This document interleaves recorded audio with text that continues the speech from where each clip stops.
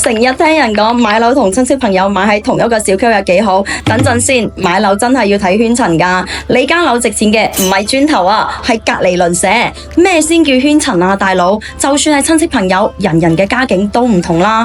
佢有細路要趕住讀書博學位，你返工梗係都要睇交通啦。佢可能就鍾意某個片區非他不可，又或者純屬撞啱間樓啱心水。總之啱佢嘅就未必啱你，夾硬綁埋一齊，第日分分鐘有排煩啦。咁咩先叫真圈層呢？講白啲就係同 level 嘅街坊都係剛需，大家個荷包厚度都差唔多，平時拼單買餸啦，互相頂下手，幫到實處。有啲成個小區都係老師、公務員同埋隔離鄰舍，個個都係學霸家長，成個氛圍都唔同晒啊！你啲仔女喺度大，點都學到啲上進心同埋書香味啦。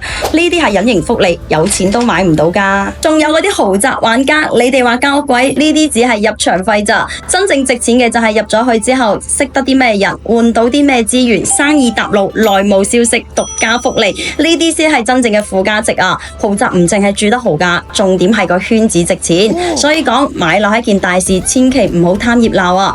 夾硬同親朋好友嚟埋一堆，諗真啲，自己最需要啲乜嘢，邊度先係最啱你心水嘅？關注我，帶你了解更多房產知識啦！